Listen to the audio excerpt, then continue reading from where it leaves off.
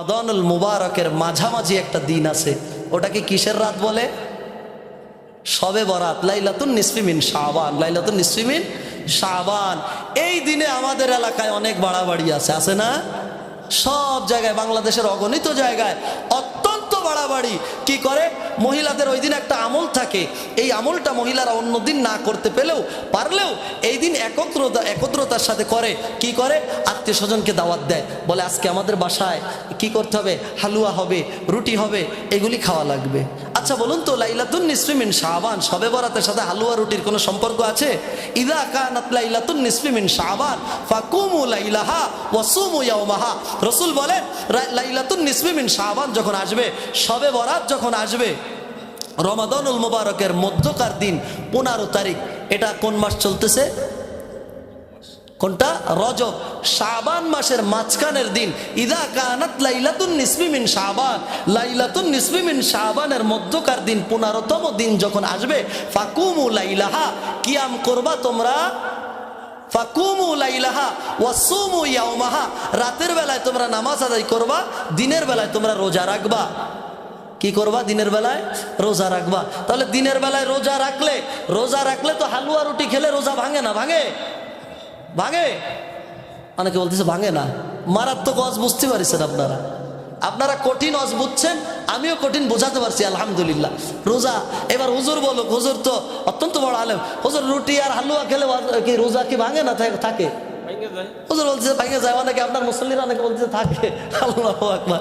আচ্ছা বলুন তো, এ বলছে, শোনেন, ওই যে বলছিলাম না সূরাতুল আনফালে আল্লাহ বলছে মুমিনের ঈমান বেড়ে যায় যখন তার সামনে কোরআনের আলোচনা হয়। এই যে যারা বলছে না যে কি করে রোজা ভাঙে না, রোজা থাকে, এরা ঈমানি জজবায় বলছে, এরা কিন্তু পাগল না, এরা জানে না, এও না, এদের ঈমানটা এত বেশি বেড়ে গেছে, হুজুর কি বলতেছে খেয়াল নাই। ঠিক কিনা বলে? আসুন তাহলে লাইলাতুন নিসফি মিন শাবান যখন হয়, তখন আমাদের বাড়িতে হালুয়া রুটি এটার আমল চলে না? আলহামদুলিল্লাহ চলে না? তো এটা কি আসলে আছে? হুজুর এই বিষয়ে চৌচিরা বিচ্ছেলেশন মসজিদে করবে। তারপরেও আমি আপনাদেরকে বলে যাই, হুজুরের এলেমের কাছে আমাদের কোনো এলেমই নাই, আমরা জিরো।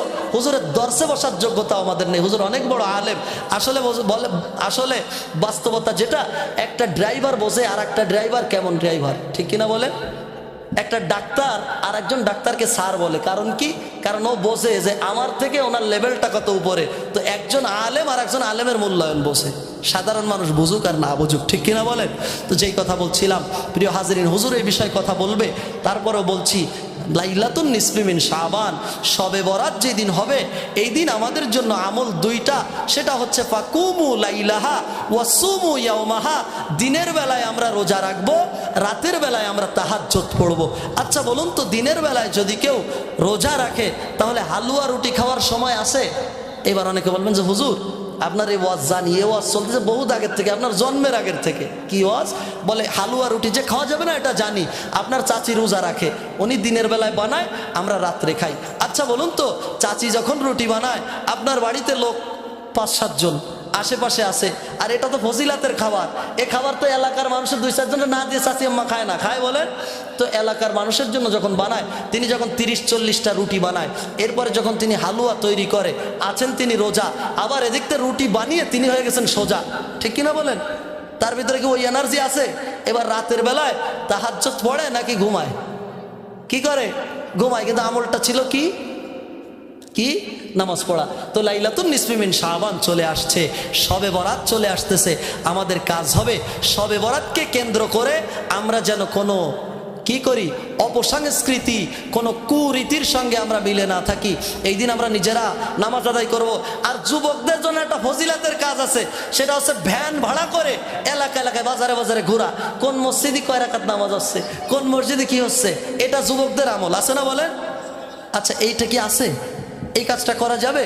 অনেকে আছে আবার বিভিন্ন মাজারে বাতি জ্বালায়। আচ্ছা বলুন তো, যদি কোনো একটা কবরের মধ্যে অন্ধকার থাকে, উপরে যত রড লাইট আছে পৃথিবীতে সব জ্বালায় দিলে কবরের ভিতরে কতটুকু আলো পৌঁছায়? একটুও না। তো আপনার কবরটা অন্ধকার হয়ে গেছে, আপনি শবে বরাতে যদি আমল করতে চান, আপনি গোরস্থানে যাবেন, মৃত স্বজনদের জন্য দোয়া করবেন, তসবিহ তাহলিল করবেন, জিকির আজকার করবেন, মায়ের জন্য দোয়া করবেন, আব্বার জন্য দোয়া করবেন, মসজিদে নফল নামাজ আদায় করবেন। অনেকে আছে নফল নামাজ আদায় করতে যে ঘুমোয় পড়ে, নালায় মসজিদটা অপবিত্র করে ফেলে। আছে না? এইটা না, আপনি 2-4 রাকাত মসজিদে পড়েন, এরপরে যদি ভালো না লাগে বাড়িতে যান, বাড়িতে গিয়ে পড়েন। অনেকে আবার আছে তাহাজ্জুদ, ওই যে কি বলে তাহাজ্জুদের নামাজ, নফল নামাজ শবে বরাতের দিন পড়তে পড়তে পড়তে পড়তে চার দোকানে যায়, বলে যে আর সহ্য করা হচ্ছে না। ওই দোকানে চার দোকানে যে বলে তোরা বসে আছিস কি জন্যে, নামাজে যাবি না? বলে হ্যাঁ নামাজ তো পড়ছি। বলে আমি পড়েছি 80 রাকাত, তুমি কয় রাকাত পড়ছো?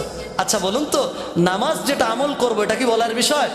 একজন আর একজনকে বলবো না, নামাজের কোয়ালিটিটা সুন্দর হতে হবে। কি সুন্দর হতে হবে? কোয়ালিটিটা সুন্দর হবে। 2 রাকাত নামাজ দীর্ঘ সময় নিয়ে পড়বো।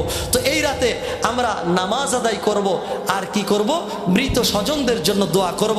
আমাদের সমাজে একটা বিষয় আছে যে আমরা সুন্নাত আদায় করতে যে, নফল করতে যে ফরজ ছুটে যায়। অনেকে আছে রাত্রে তাহাজ্জুদ পড়তে পড়তে 2টা-3টা পর্যন্ত নামাজ আদায় করে, বাড়ি যে এমন ঘুম পড়ে, ওঠে সকাল 10টার সময়, উঠে দেখে লুঙ্গি মাথায়। এই ইবাদতে কাজ হবে? সমস্ত পৃথিবীর নফল একত্রিত করলে একটা ফরজের সমান হবে? হবে না। এই জন্য আমরা লাইলাতুন নিসফি মিন শাবানে হালুয়া রুটি খাবো না, সন্তানদেরকে মোমবাতি বিভিন্ন জায়গায় চালাতে দিব না, নিজেরা মসজিদে আমরা কি করব? নফল নামাজ আদায় করব, কোরআন পড়ব, আত্মীয় স্বজনদের কবর জিয়ারত করব। বোঝা গেছে ইনশাআল্লাহ?